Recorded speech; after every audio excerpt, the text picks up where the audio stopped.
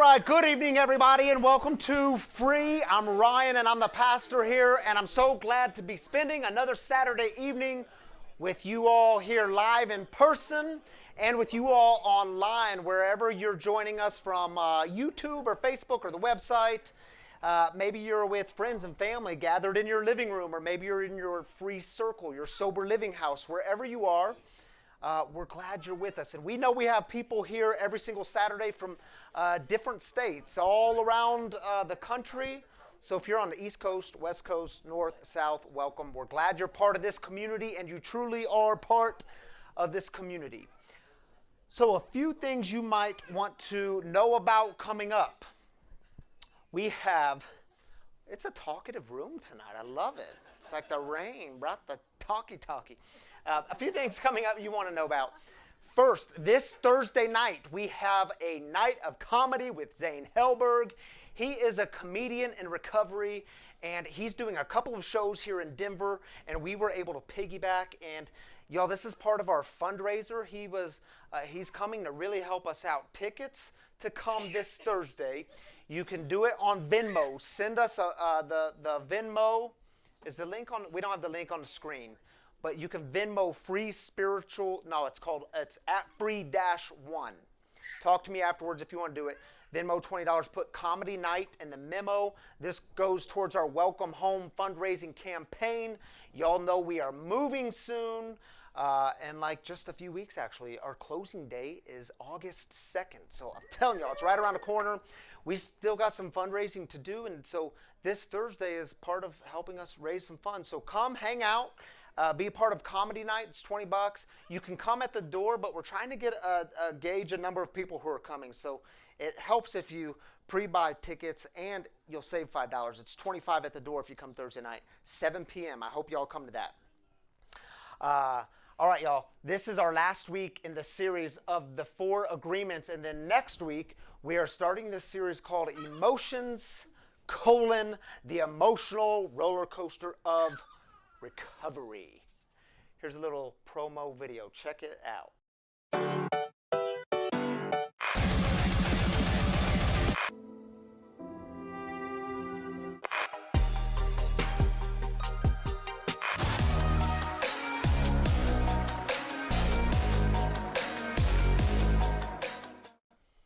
So this is going to be a fun series. We're going to spend 6 weeks talking about our emotions. We're going to get all feely inside. So come prepared to deal with the emotions we deal with in addiction and recovery. Y'all, sometimes it can just go like this. Does it ever feel that way?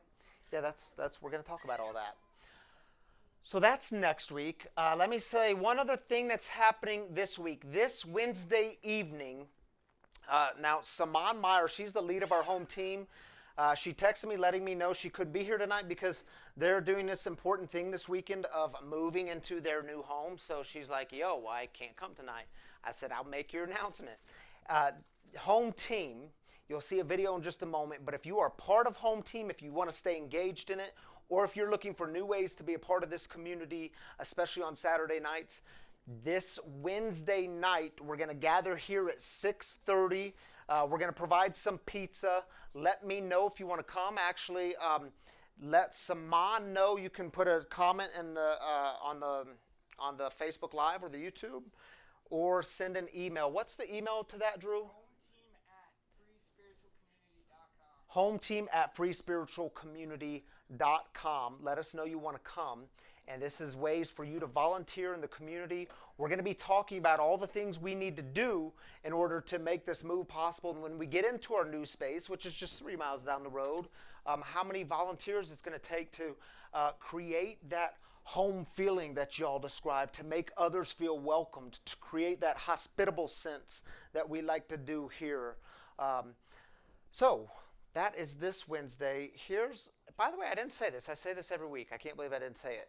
If you're new with us, this is a community for addicts, loved ones of addicts, and spiritual refugees. Spiritual refugees we describe them as people who feel like they've been kicked around by religion. They've been kicked around by church, and they've been told they don't belong with the God stuff. And here we say, no, you do belong here. We're glad you're here. And what we do here is break the silence of addiction and create space for healing, recovery, and spiritual connection. That's what Free is all about. So glad y'all are here. Here's a little video about servant leadership and what our home team is all about. Take a look. I am absolutely convinced when it comes to our lives, God wants our lives to be about serving others. One reason why so many people are miserable today is because they've missed the point of life. In my experience, as we serve others, our own needs are met, and as we give our lives away, we find them. You were created to love and serve other people. In fact, if you're not serving somewhere, you are totally missing out. You see, Jesus talked about leadership all the time. In Matthew's gospel, Jesus described leaders as servants. He said, whoever wants to become great must become a servant. He said, I did not come to be served, but to serve. We have to find some humility, and the way to do that is by serving other people. We created Home Team because we know we have people in our community who want to discover their true purpose and calling. We are all uniquely wired with spiritual gifts, and it's critical to fulfill our mission by serving within those gifts. This means we will take on new challenges and step out of our comfort zones. We call these people servant leaders. As your pastor, my job is to remind you who you are, who God created you to be, to inspire and empower you to take new steps in faith, and I take this responsibility seriously. And at Free, we know we have people who want to do more, and we're creating space for others to grow. And there's a place in the New Testament where the author reminds us that our lives hold a great deal of meaning, and God intends for us to spend our lives helping other people. You see, what we do with our lives matters. Leadership isn't about getting other people to serve your interest. It is about serving the best interest of others. And the way we love and serve God is by serving other people. Ministry and passion start with an understanding and embracing of the way God has wired you. What are you passionate about? And where is God calling you? We want to encourage you to step up and become a servant leader within our community. As an addict, loved one of an addict, or spiritual refugee, your life experiences qualify you to help those who are lost find home. We were created to serve others. Serving helps us find purpose. We serve God by serving others. And it makes life meaningful.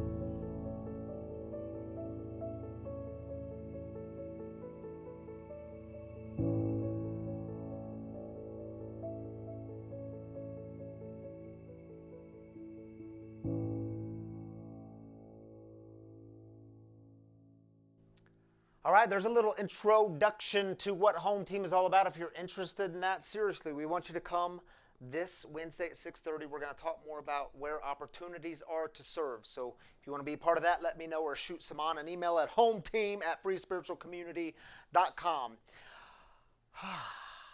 All right, everybody. How we begin in this community is by celebrating together. We don't ignore the hard stuff. We don't sweep it under the rug, but we save it for later. We start with celebrations because we have to remember gratitude. We have to remember to be present in this moment. So what I want y'all to do, if you're joining us online, you're going to take 3 minutes. You're going to get vulnerable with the community. If you have things you want to celebrate, this community wants to celebrate with you. We believe God joins in this celebration. There will be hundreds of people celebrating with you throughout the week. And if you're here in person, we'll do our own thing. But y'all, if you're online, drop it in the comments because you are part of this community. Drop it in the thread. What are you celebrating? Is it sobriety anniversaries? Is it birthdays? Is it new babies in the house, new jobs being had, whatever the new thing is, we want to celebrate it with you. So y'all take 3 minutes and we will come right back. Hello world, wake me up to another good morning, time to go. Got that smile upon my face, 'cause there's excitement in the chase, this I know. Yeah, I'm going for the ride and find myself, I am alive and I soar. Still I run towards the wind and let the challenge draw me in, 'cause I want more. Oh, we are all looking for adventure. We are all looking for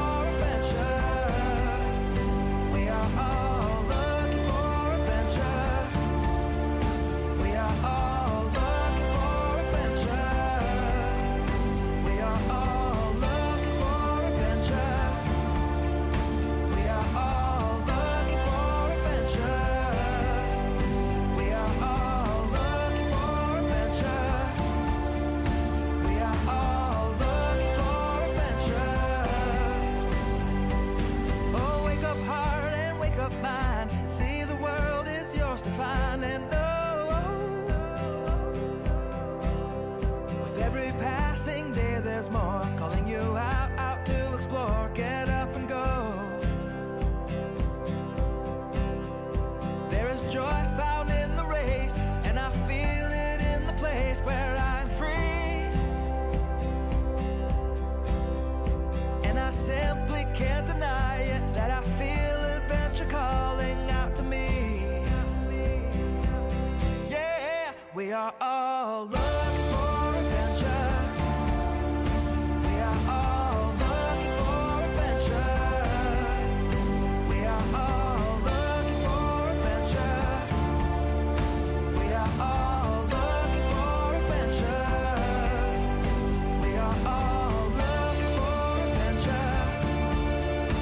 We are all looking for adventure.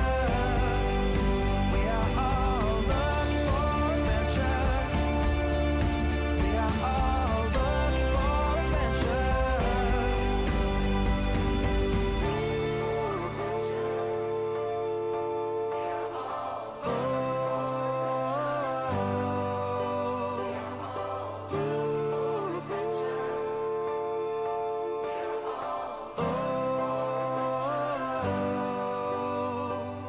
And I'm living free, living free, living free, and I was meant to be.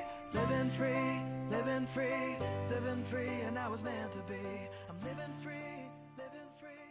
Is a girlfriend of 11 years to get married. All right, so they're engaged. Way to go. So awesome. All right, welcome back to all of you. Man, we had so many good celebrations here this evening. Ben, are you joining me tonight? Man, come on up here, dude. I brought an extra bag in case we needed it. All right, we might need it. So usually, Ben, you're balder than my wife. What do we got to do? Scoot over. We're being told we got to scoot over. Yeah, man, you're taller than my wife. So here's why Ben's up here joining me. One, because I love Ben, and Ben is up here joining me.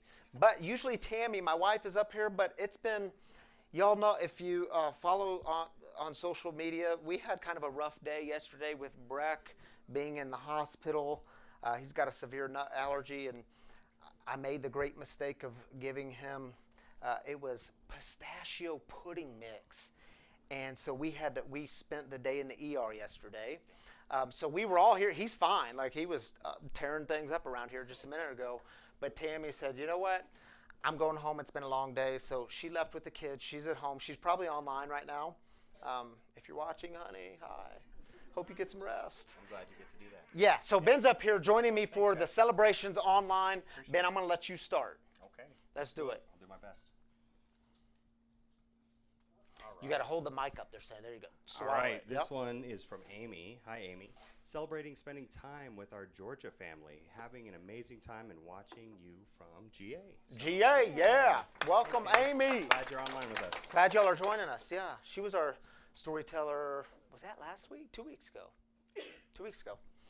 Melissa Adams says, Chris Rummel and I got 5 months sober last week. Way to go, Yeah, Melissa. way to Thank you go. for sharing that with us. So happy for y'all. All right. Jules says, being alive and finding this. Yeah, Thanks Jules, for I'm being glad you're here.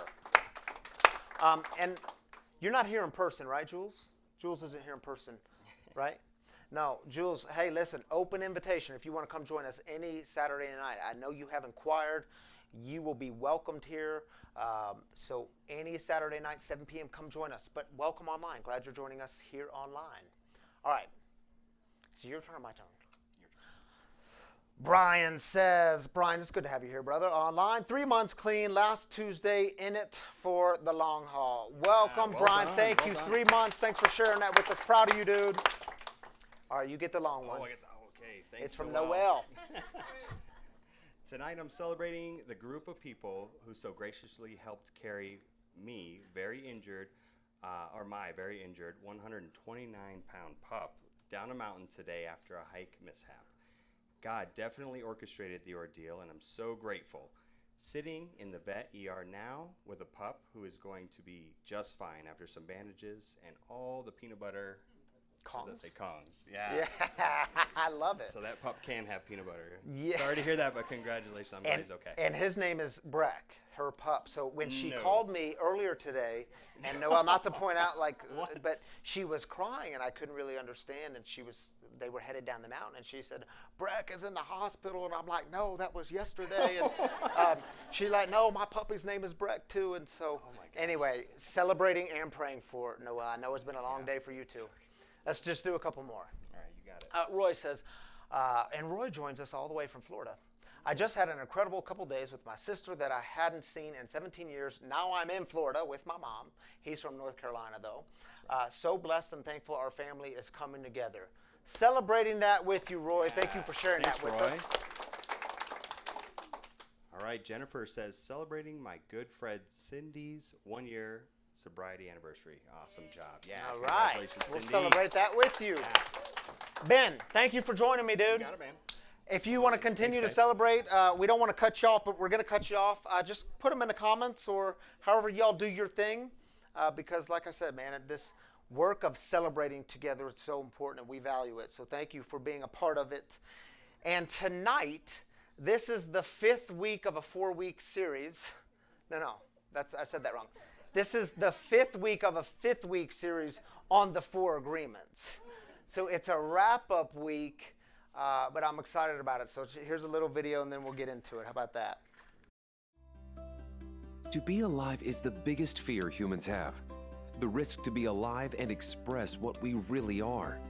You need a very strong will in order to adopt the 4 agreements.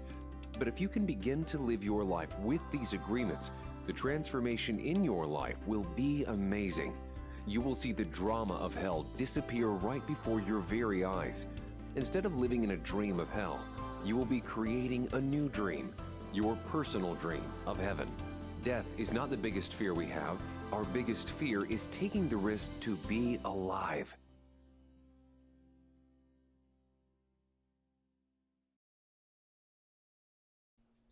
Owning your story. So this is, by the way, this is a book called The 4 Agreements, written by Don Miguel Ruiz. And we did a book study on it here, and we're doing this series on it. So that's why we're doing what we're doing.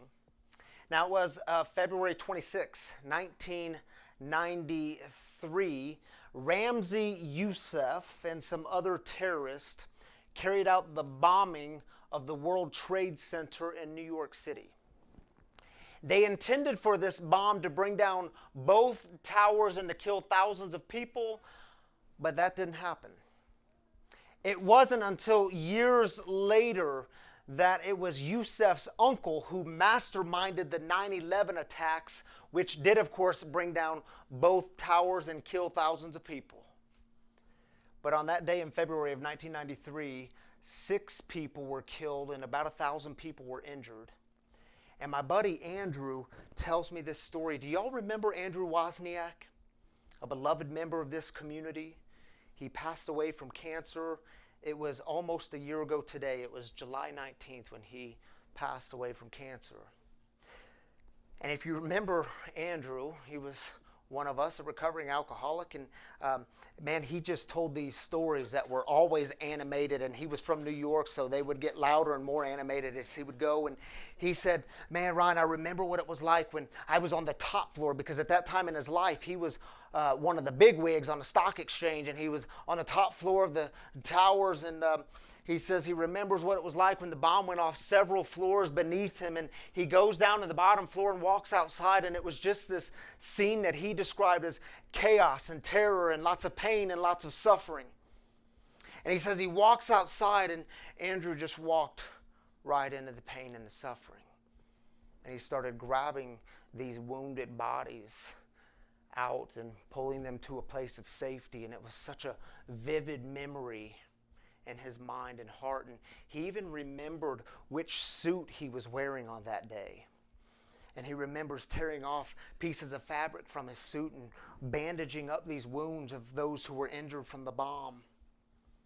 And see, Andrew, fast forward, or during that time in his life, he also describes that he was lived a really fast-paced lifestyle on the stock exchange. That his life was at the time riddled with addiction and lots of drugs, lots of booze, lots of women, and Fast forward some time, and it was just a few years ago that Andrew got clean and sober, discovered that God was doing for him what he couldn't do for himself. And it was also shortly after that he was diagnosed with this terminal cancer. And see, what I remember is after his diagnosis, he was always talking about, and do y'all remember, he shared his story here a couple of times for you old timers in the room. But he was always talking about, even after his diagnosis, things like joy and gratitude and how good God is. And so he kind of became this, on those issues anyway, became like a spiritual guru for me, because I was like, dude, how are you talking about gratitude so much? Man, you're dying. And so one day I call up Andrew and I said, Andrew, dude, here's the deal. And this was after he was diagnosed. I said, man, for the last couple of years, I've had this incredible opportunity. I'm with this team of people, and we go down to the Florence Maximum Security Prison in Florence, Colorado, just outside of Canyon City. And man, we get to spend time with about 100 or so inmates in this program there. And we share our stories with them. They share our stories with us, and we give tools, and we just spend a half a day with them about once a quarter. And I told them, I said, man, it's like the greatest part of my quarter. It's like the greatest blessing to be with these guys. I've grown to love them. And I said, Andrew, would you consider coming with us on a next trip and sharing some of your story? And he said, oh yeah, I'll do that. I was like, dude, that was easy. He's like, no. Like, God puts these opportunities before me, and so I take those very seriously, and I try to say yes to those opportunities. Now, on the day they went, I couldn't go because our youngest son, Brix, was born just 2 days before that, but Andrew was able to go. And so I called Andrew later that day. I said, dude, how was it? He said, oh, man, Ryan, I mean, it was just incredible. I mean, we spent a few hours with these guys, and I shared with them my story. I talked about God and grace and forgiveness and how good life is. And they shared their story with me, and he said, I think they even accepted me because they were asking me all sorts of questions, and we just hung out. I said, dude, I am so glad you went. I knew you would love it. And he says to me what he often said to me, but Ryan, that's not all. And I said, well, dude, tell me. And he says, you know, as we were walking out of the prison and walking towards our cars, there was one of the bigwigs, the head honchos of the prison there, and he invited us into the Supermax. What? Dude, people do not get invited into the Supermax. I mean, people go in there, but they don't ever come out. If you're not familiar with the Supermax, there's only one in the country, and it's on the same property in Florence. And it's where those who have committed some of the most atrocious crimes in history and humanity, it's where they are. In fact, if you were to Google it right now, you would recognize some of the names of the people who are serving their time there. I said, did you go? He said, oh yeah, we went. I mean, God was leading. God was leading. And he said, man, it was just incredible because we walk inside and there was all kinds of security measures. And then we finally get inside and there was this glass wall between us. And we spoke through a speaker, and it was 7 inmates sitting in this half circle. He said, Ryan, it was so incredible. I told the same story. I talked about God and grace and forgiveness and how good life is. I talked about recovery. And I went all the way back to 1993, the bombing at the World Trade Center and how that impacted my life. And he said this incredible thing happened. He said, we walked outside when we were done. And as we got outside, the guard who was with us, he grabs me by the shoulders and looks in my eyes. And he said, do you know who that middle inmate was? The one sitting in the middle? Andrew says, man, not a clue. Didn't recognize him from Adam. Who was it? The guard says, that was Ramsey Youssef. And Andrew gets even more animated. He starts talking even faster because he's from New York City. And he says, Ryan, do you see what happened there? I got to talk about love and grace and forgiveness and how good God is. And I got to talk about this with a man who tried to kill me 20 plus years ago. Whew. Yeah, see, Andrew was open to God redeeming the negative turns in his life. Are you open? Are you open? Are you willing to let God redeem the dark turns, the tragedies, the pain? Because what I've learned is all of our stories, they are made up of these very positive, good celebratory moments, positive turns, and negative turns. The hard moments, the ones that are filled with pain, the ones that are filled with tragedy. And see, in my experience, and the people I've encountered at least, no one's saying, geez, Ryan, I just don't know what to do with those positive turns. I don't know what to do with that wedding day. I don't know what to do with that celebratory graduation day. I don't know what to do with that moment of when I held my baby boy for the first time and I watched him take his first breath. But you know what I hear all the time? I don't know what to do with the hard stuff. I don't know what to do with those negative times. I don't know what to do with the pain that I've gone through. And it leads us to the question, are you willing to let God in? And y'all listen, it is not about trying to make the negative positive. It is not about ignoring the tragedies or the pain and shoving it under the rug, but it is about looking for ways in which we can bring meaning and experience meaningfulness out of that pain and in that pain. But to experience the redemptive perspectives, we have to be willing to go in. We have to be willing to explore, don't we? I mean, think about some of the most inspiring people in your life. Aren't they people who can articulate and even live out things like grace and gratitude and forgiveness and compassion to their negative turns, the hard things that they've experienced? But see, we have to be willing to explore if we are to own our stories. Brene Brown, y'all know Brene Brown? We've talked about her before in here. She's one of my favorite authors, my favorite researchers. Here's what she says. We'll throw it on the screen for you. She says, owning our story can be hard, but not nearly as difficult as spending our lives running from it. Only when we are brave enough to explore the darkness will we discover the infinite power of our light. Now, one of the ways we own our stories is we simply share our stories. We tell our stories. And y'all, I get it. This is an act of vulnerability. And vulnerability is really hard because something always comes up with our vulnerability, doesn't it? Something says, don't do that.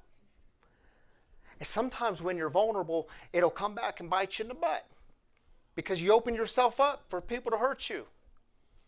It's like when your little boy goes to the hospital because of something you did, because of the product you gave him, and then you post it on social media, you own your mistake, and someone pipes up, yes, this happened yesterday, someone pipes up and says, what is wrong with you? Why would you do that to your son? What is wrong? Like, you're the worst parent ever. You don't even deserve to live. And I'm like, dang, talk about shame. It's why we say in this community, we don't do shame. Y'all listen, if you're vulnerable and you get hurt, keep opening your heart. Keep being authentic. Keep opening yourself. Keep owning your wrongs because the world needs it. You need it, actually. But see, every time vulnerability comes up, shame will try to sneak in. And shame, you know what shame says to us, right? I mean, shame hates it when you stand up and share your story. Shame says, don't do that. No, don't do that. Man, I remember when I sat in my very first AA meeting, Alcoholics Anonymous meeting, and for the first time when I said, I'm Ryan and I'm an alcoholic and I don't know how to do life and nothing is working and I can't stop drinking. I remember at the end of that meeting thinking, man, no one can find out about this. I can't believe I just said that. No one can find out. No one can know this part of my life. I need them to see this part of my life. Shame hates it. And shame will tell you all sorts of lies too. Be careful, be aware. Because shame will tell you, man, if I tell them that, I won't belong. Man, I can't share that with them because if I share that with them, they're going to lose respect for me. Man, I can't let them know that because if I let them know that, then I'm going to look weak.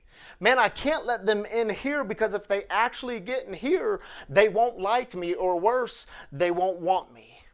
And shame always tries to convince me to protect my ego at all costs. But I am convinced if we let God in, The work of God is about redeeming those negative turns.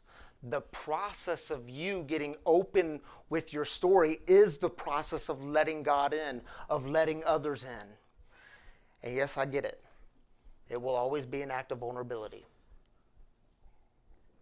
It will always be an act of courage. And I've seen it time and time again, that when you share your story, it has a way of saying the pain, the tragedy, the darkness, the negative turns, it doesn't control me. Do you believe God has a purpose for your story? Do you believe God wants to use your story and not just some of it? Not just the highlight reel, but all of it. The hard stuff. In the book, towards the end of the book of the Four Agreements, he says this, and I think it totally wraps things up for us. Here's how he puts it, Don Miguel Ruiz in the Four Agreements. He says, going to the core of those agreements is what I call going into the desert. When you go into the desert, you meet your demons face to face. After coming out of the desert, all those demons become angels. Y'all know what he means? Some of you are like, yeah, I get that. If you're in recovery, if you're in sobriety, you might remember the promises in the big book. What's the big book say to us? We know that the spiritual life, it's not a theory, it's something we have to live out. Something we get to live out on a daily basis. And when we live it out, we no longer wish to close the door on the past because we realize that it's giving a gift to other people. It says we will know a new freedom and a new peace. We will finally know peace and serenity. Whew. So I want to close with the story of Joseph. Think back to the story of Joseph. Joseph's story it's told in the very first book of the Old Testament, or the Hebrew Bible, the book called Genesis. And see, Joseph, you might culturally remember him. Remember Joseph in the dream color coat, the Joseph in the technicolor coat? Yeah, that Joseph. This is the Joseph we're talking about here. The last time Joseph saw his brothers, they had just beaten him to a bloody pulp. They left him deep in a pit, and they sold him into slavery by some passerbys who were passing by going into a foreign land. They made some moolah off of selling him into slavery. And we pick up the story in Genesis chapter 45. Some years have passed, and now Joseph is one of the great leaders in Egypt. He's one of the top leaders next to the Pharaoh. Now, decades have passed. His brothers have not seen him in many, many years. But see, there's a famine in the land. And so his brothers come into Egypt and they ask to speak to one of the leaders. And they don't know that it's Joseph. They don't recognize him. They get to Joseph and they say, dude, we're hungry. We need some food to take back into our land. And man, you're reading this story and you're thinking, oh man, this is going to get good. Because Joseph is going to crush them. Joseph is going to give to them what they gave to him. Joseph is going to let them have it. The day of judgment is coming. Talk about redemptive perspectives. Here's how Joseph responded. Just a few verses. Then Joseph could no longer control himself before all those who stood by him, and he cried out, "Send everyone away from me." So no one stayed with him when Joseph made himself known to his brothers, and he wept so loudly that the Egyptians heard it, and the household of Pharaoh heard it. Joseph said to his brothers, "I am Joseph. Is my father still alive?" But his brothers could not answer him. So dismayed were they at his presence. Then Joseph said to his brothers, "Come closer to me so I can give you a butt whooping." No, he didn't say that. This is what he says. Check it out. "Come closer to me." And they came closer. He said, "I'm your brother Joseph, the one you sold to Egypt. Now, don't be upset and don't be angry with yourselves that you sold me here, because actually God sent me here before you to save lives. God sent me before you to make sure you'd survive and to rescue your lives in this amazing way." In other words, he looks at his brothers, the ones who tried to kill him, sell him off to slavery, and he says, listen, this pain, This thing that you put me through, this negative turn, it does not control me anymore. God was calling me to live a better story. And I know y'all thought, my brothers, that you were going to harm me, but God was doing something else. God had a different plan in mind, and now you get to be part of it, because I'm going to give you the food that you need to sustain you on your journey. You get to be part of the better plan. My brothers and sisters, are you willing to let God redeem the dark turns, the tragedies, the pain? Because see, let me remind you, this really beautiful thing happens when you see someone going through a particular kind of pain and suffering, and you go to them and say, yeah, me too. Yeah, I know what that's like. Yeah, me too. And do y'all remember the backpack we talked about a few months ago? Your journey is like a backpack, and it can get heavy, can't it? I mean, that backpack, it contains all those moments of failure. It contains that abuse that you experienced, or that divorce, or that bankruptcy, or that addiction, or that diagnosis, or that betrayal, and all the things you went through, all the tragedy you went through, and all of these things, they become just another burden to carry, don't they? And over time, that backpack, it just gets so dang heavy, and it weighs a ton. And in your journey, you become more tired, more weary, more worn out, until you actually open up that thing and look inside and see what's in there. Because y'all, you are carrying things that other people need. You open up your backpack and you see that you have things like food and water and other things that people need to sustain them on their journey. Yeah, you went through that hard thing. Man, it was awful. I mean, you went through that traumatic thing, and you thought, how'd I ever make it through?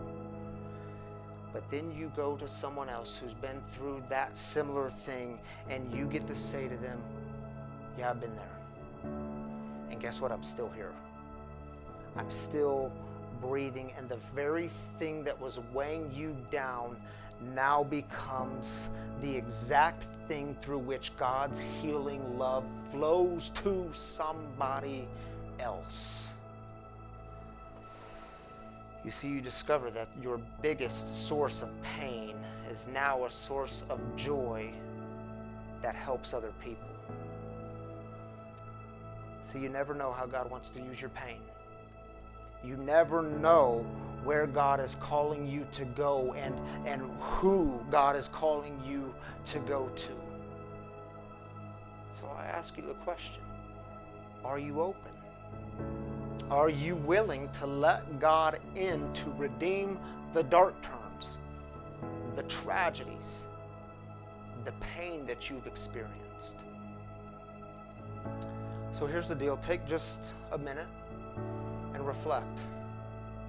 Are you willing to let God in? Not just on the good stuff, but the hard stuff. Are you willing? Take a minute and then we'll come back.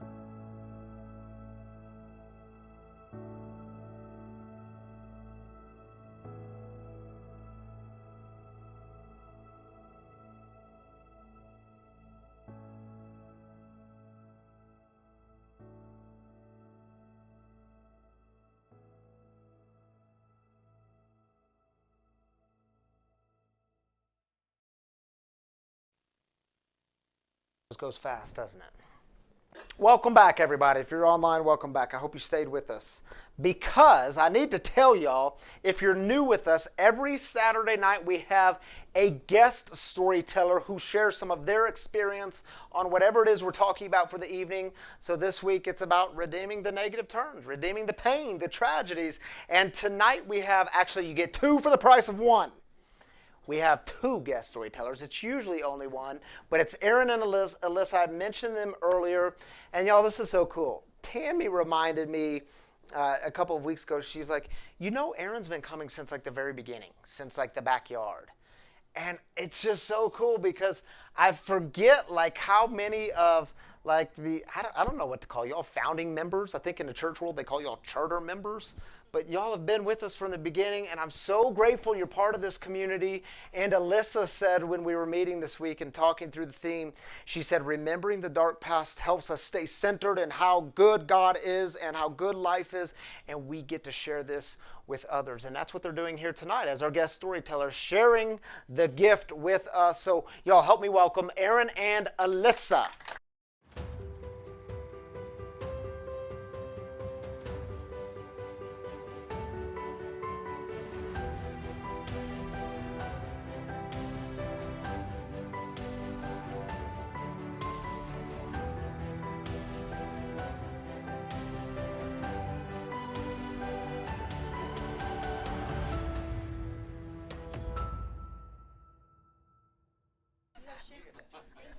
Why do I keep trying to steal your chair? We're clearly not used to having two of y'all up here, so you got to bear with us. Grace, man, grace. Oh, and I'm so much lower than. You know what you can do? There's a lever on the side. Be careful. It's gonna go. It's gonna go. There you go. Don't spill my coffee. Now, Aaron, you're too high. You got to get down a little bit. Here we go. Look at us. Act like we've done this before. All right, y'all. I'm so glad you're with us tonight. We're glad to be here. So let's start with this. You've been sober 7.5 years, as your mom in the back pointed out earlier. Mm-hmm. Thank you, Mom, for celebrating with us. Man, your parents have been with us from day one, too, dude. Yeah. That's so awesome. And they're here tonight.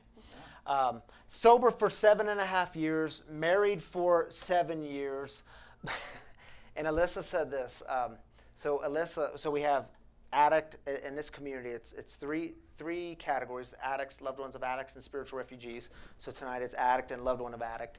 Alyssa said while we were meeting, she said, man, things in our marriage, in our relationship didn't start easy. You were watching your friends plan weddings all around you while y'all were dating, and you were like filled with pain and fear. We were engaged. You were engaged? Yeah, we were grumpy because we were going through recovery, and everybody was like, roses and butterflies and writing in cursive their fiance's name, and I was just like, stop. Tell us some of the, because I could say, well, he was in recovery, life should have been all good, right? Mm-hmm. Tell us why it's hard. What's hard about those early stages of recovery, and here you are engaged, getting ready to marry this man. What made that difficult? Well, I think it's because in those early days, through the addiction, trust is broken, right? Yeah. And so in those early days, you're trying to rebuild something that either wasn't there before or it's been years since it's been a part of your life. So I struggled with trusting him. I grew up with having family that are addicts, so this recovery thing was new to me because recovery wasn't a part of our story at that point. So I didn't know it could happen. I didn't know people could become sober, or what that looked like, or the kind of work that went into it.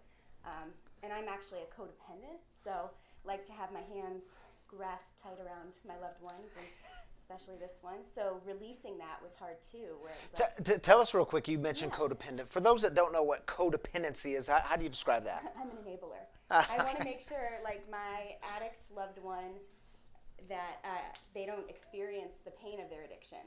And so, clean up the messes, keep the secrets, try to maintain everything for him. Like when we were in our early days, probably even pre-engagement, counting the beers that he had and telling him you can only have 2 at dinner, but not knowing what would go on behind the scenes. Yeah, how'd that work out, Aaron?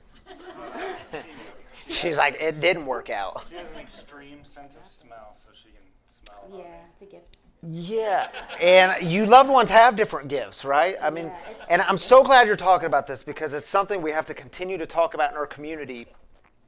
what you all experience, the shame. We often talk about the shame that we addicts or alcoholics experience and not wanting people to know, but Tammy, my wife, will tell the same stories of the shame that comes with keeping the secrets, thinking you have to keep those secrets. Like, I remember when I got a DUI, and she's like, hey, we got to keep this secret. No one can know. Family can't know. We got to keep this secret.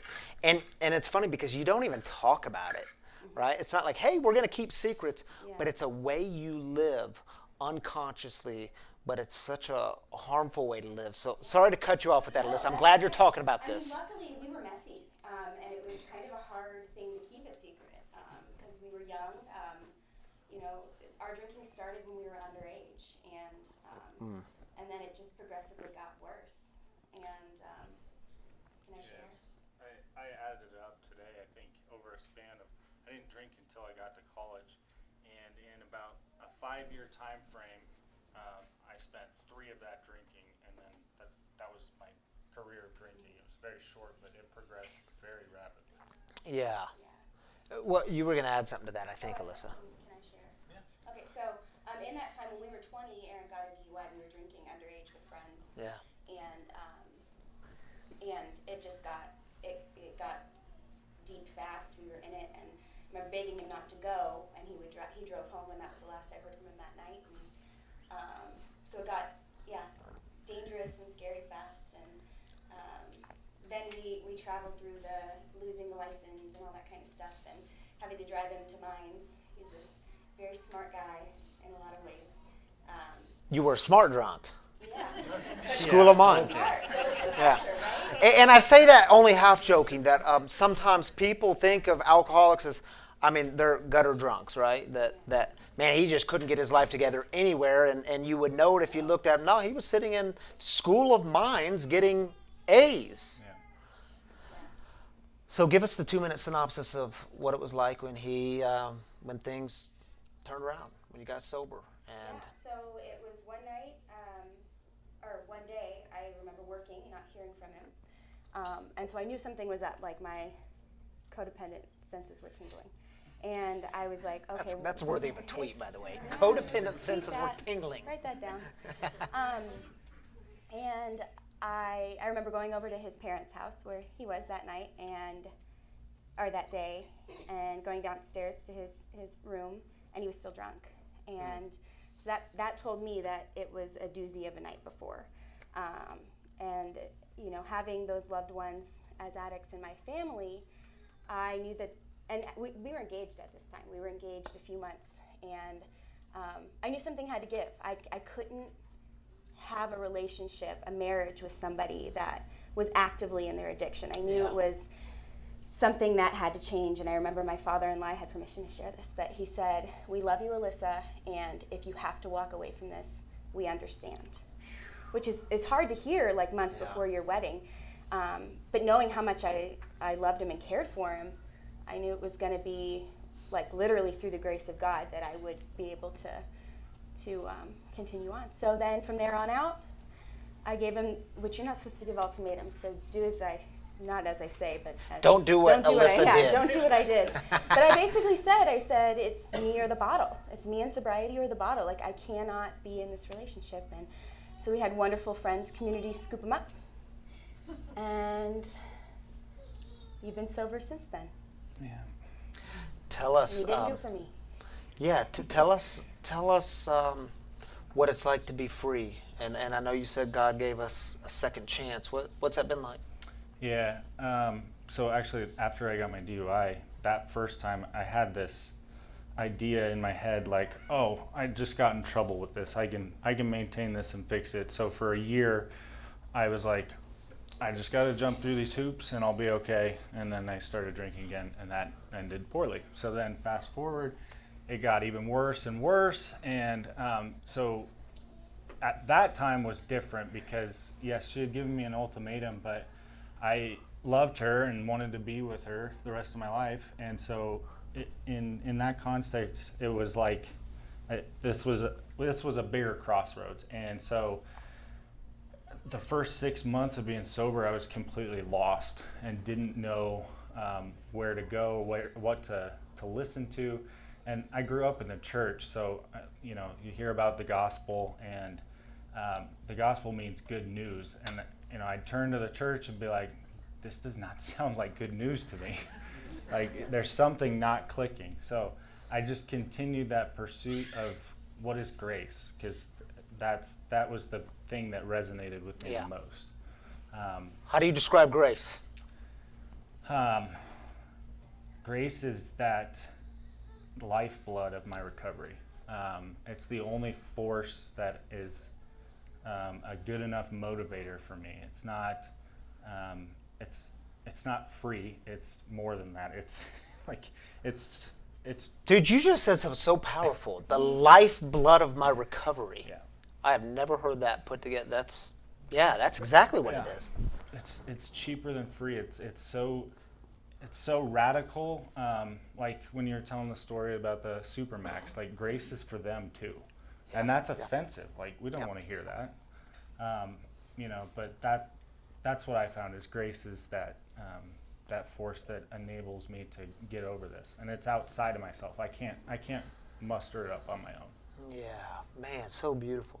What you guys have had the opportunity to share your story with youth, right? Tell us a little bit about that. Yeah, so Aaron and I have a passion for pouring into young people, and so we've been mentors to middle school and high school students. And we just stopped doing that because we welcomed our baby. She's a year old now. I love having babies in this community, by the way. Yeah, she would be, you'd hear her if she was here. She's very talkative. But it's always been our passion, and so we had the opportunity to share our story in a very raw way, in a way that I hope has helped some of those kids. Like, you can't always tell. It takes, you plant those seeds, and then years later they might say something, or they won't. But yeah, anything else you want to say? Yeah.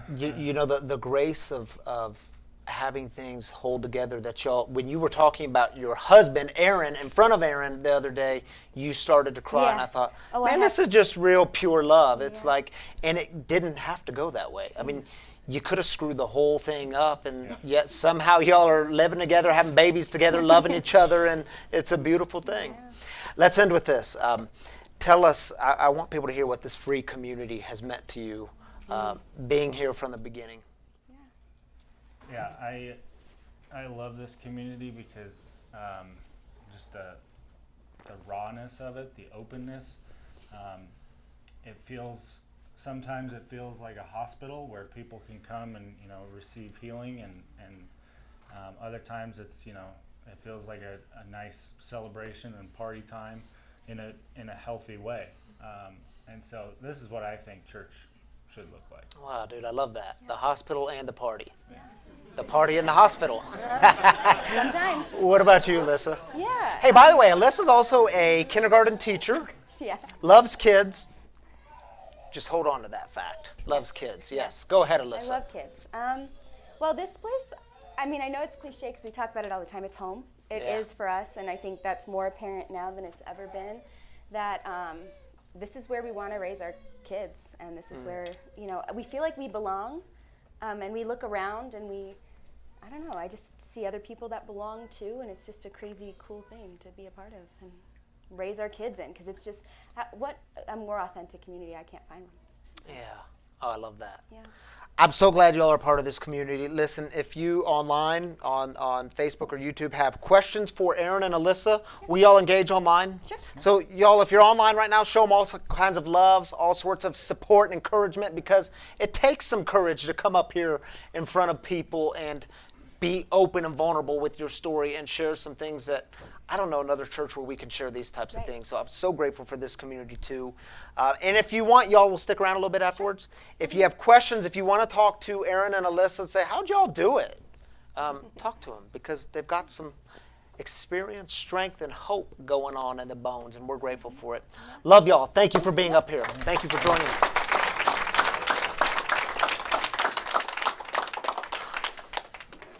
Aaron and Alyssa Zitek. Thank you, thank you, thank you. The way we close things down here at Free is with heartaches. The same way we do with celebrations. We carry the burdens together, because y'all weren't created to carry these burdens, the hard things alone. So we join together, we lift these burdens up. And we have a prayer team here at Free. We pray for y'all throughout the week. I know this community is the wagon together. Y'all roll together. You text each other throughout the week. You lift each other up on social media, phone, however y'all do it, email. This community does that, knows something about that. So I want to take 3 minutes, and it's your opportunity to get vulnerable. It's your opportunity to let the community in. So give us the heartaches, the things you're battling, the things you're struggling with, the things you need prayer for or encouragement in. Take 3 minutes, and if you're in the house, we'll do our own thing here. But let's take 3, and then we'll come back.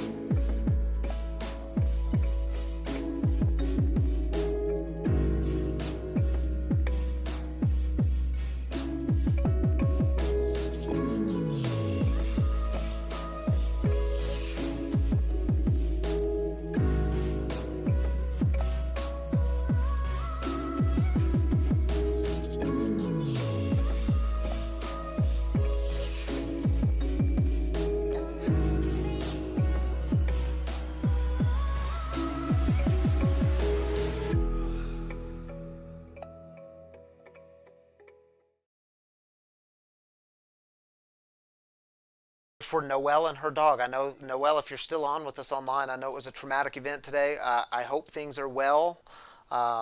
So grateful you had people that were able to help you carry your dog down to a place of safety. So are you joining me, Lauren? All right. I didn't know if anyone was joining me this evening. And you're going to see, did you know there's a video of you tonight? Yes, y'all don't leave yet because there's a video of Brandon and Lauren. Yeah, unfortunately our kids aren't here tonight, so that's kind of a bummer. Fortunately or unfortunately? Unfortunately. Well, unfortunately, okay. Yeah, you'll see them in the video too. So, Lauren, thanks for being with me. We'll read some of our community's prayer requests and heartaches. Remember to swallow the mic. Okay. As I'm told in the back. Can you hear me? Right, there you go. There we go. All right, you get the first one. Brenda, please pray for my family as we are working on healing and forgiveness to bring my family back as one under God. Thank you, God bless. Sending praise to you, Brenda. Yeah, thanks for sharing that with us, Brenda. Prayers for you. Brian says, my aunt is struggling again with her health. More prayers are appreciated. Brian, we will continue lifting up your aunt in prayer. Thank you for sharing that with us.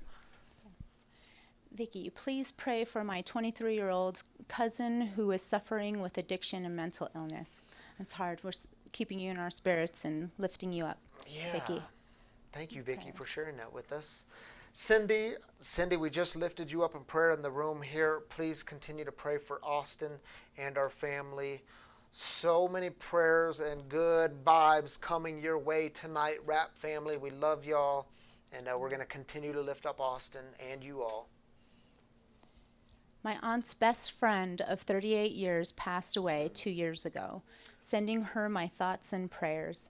We're sending you prayers, Clifford. We're keeping you in our hearts. All right, Clifford. Thank you for sharing that with us. And hey, listen, we'll cut things off there. Thank you, Lauren, for being up here with me. We're going to see more of you in just one moment. Lifting this whole community up in prayer. I know y'all are going through some things, and it's every week this community carries burdens together, and we're grateful to be able to do that together, which is why the wagon is a central image in our community. For those of you that were with us in the backyard, you know this exact wagon was with us in the backyard, sitting next to a tree. It's the central image of doing it together, doing life and recovery together. If you fall off the wagon, we don't kick the wounded. You know why? Because in this community, we do not do shame. We believe in helping one another back on the wagon. We're always going to keep our own arms open. This community is open to get back on because we know we're headed to a place of healing and recovery and spiritual connection together. Now on this wagon, you'll also see there's a giving box. It's actually a Kleenex box, but it's been a giving box for us from the beginning. There's actually giving boxes scattered throughout the free properties. The free property. Well, who says that? The free premises? I don't know what to call it. Free. There's a couple of giving boxes. And really, I say this every week, y'all. Your generous giving here helps sustain this community. It helps the mission to thrive. And y'all know we are expanding. This mission is expanding. It's why we're moving into a new building. It's not just about getting bigger space. I get the church, the faith community is always more than a building. It is always about the people. But y'all also know we are living in the midst of an epidemic. Did you see the statistics that came out just this week about the year 2020? In 2019 and previous years, 70,000 people in the U.S. died of a drug overdose. In 2020, 93,000 people. It's why we believe in breaking the silence of addiction. In our new space, we're going to have more space to live out our mission, a daily coffee cafe, a coffee shop that's going to be running. Space for kids downstairs, space for multiple 12-step meetings and other kinds of recovery and healing meetings going on at the same time. And we won't be packed in this little room like sardines the way we are tonight. The new big room that we'll have will seat about 250 people. So we're really excited about this. And it's why we're in the midst of a fundraiser to raise $600,000. We're somewhere right in the neighborhood of $370,000. We have till the end of August to do this. So we are well over halfway there, almost 2/3 of the way there if my math is correct. Y'all are probably better than fractions. Oh, there we go. 369,072 donors. So cool to have y'all involved in this giving. And if you want to give, you can go online. And when you go online to freespiritualcommunity.com, or you can hold your phone up to the scanner, you can do that. And just in the giving section, put welcome home if you want to give to this campaign. Really, there's no amount that's too small or too big. But let me remind you, it is always about the people and real lives, real people, real recovery. Here's the Nelsons. We'll close with this video.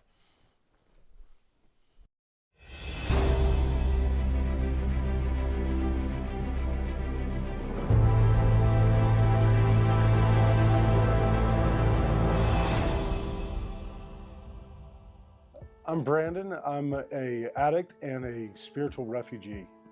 And I'm Lauren. I'm a loved one of an addict.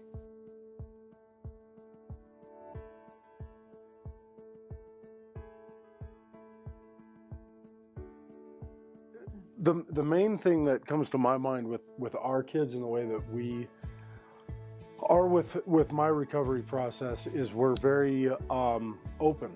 That Dad has a disease and is working on it. And so the nice thing about it is it's a way to let the kids kind of understand that it's not this big scary thing to talk about, that it's okay to talk about, and other people are going through the same thing.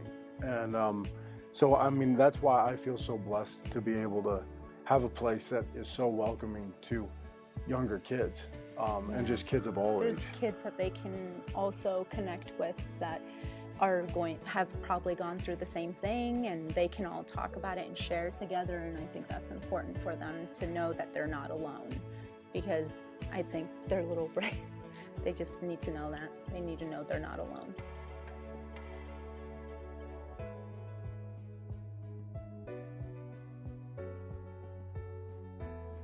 Free means to not do shame, and free makes me feel comfortable, and free helps me make new friends. I just feel at home when I come to Free, and I like to be here because they actually talk about things that I can relate to, and I just enjoy that. And Brandon, just having your family next to you, what's that mean to you today? It's a different life, isn't it?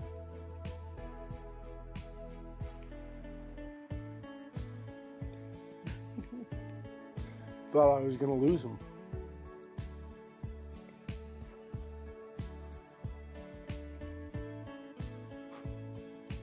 I love you guys.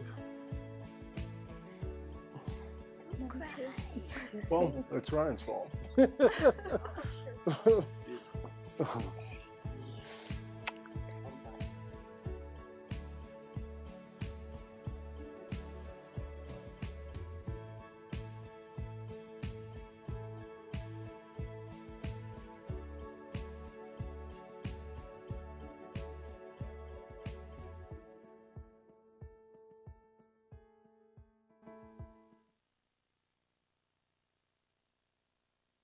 That one. All right, y'all, if you want to give to this Welcome Home fundraising campaign, please do go to the website, freespiritualcommunity.com, and put in the memo when you go to the giving section. Just put in Welcome Home, and we'll know how to designate that. So appreciate y'all, so appreciate and so grateful for your giving in this community. It is not lost on me the generosity and the spiritual practice that y'all engage in to make this happen. So really, thank you from the bottom of my heart. So grateful for y'all. All right, y'all, we are going to close with, shall we close with, let's close with prayer. I'm told we're going to close with the Lord's Prayer. But before we do that, just take a moment and breathe. Y'all, just breathe. Yeah, open your hands. It's a sign of openness. For some of y'all, that breath you just took, it was the most intentional breath you've taken all week. Just keep your hands open, deep breath, and invite God in. Invite the God of the universe into your breathing. And if you don't know the Lord's Prayer, we will pray it together. It's on the screen, and it goes like this. Our Father, who art in heaven, hallowed be thy name. Thy kingdom come. Thy will be done, on earth as it is in heaven. Give us this day our daily bread, and forgive us our trespasses, as we forgive those who trespass against us. And lead us not into temptation, but deliver us from evil. For thine is the kingdom, and the power, and the glory forever. Amen. My free brothers and sisters, today, this week, may you go in all kinds of grace and peace. And as you go in that grace and peace, ask yourself the question, are you willing to let God in to redeem the dark turns, your tragedies, your pain? And remember, God is good. Grace and peace to y'all. We'll see you next week.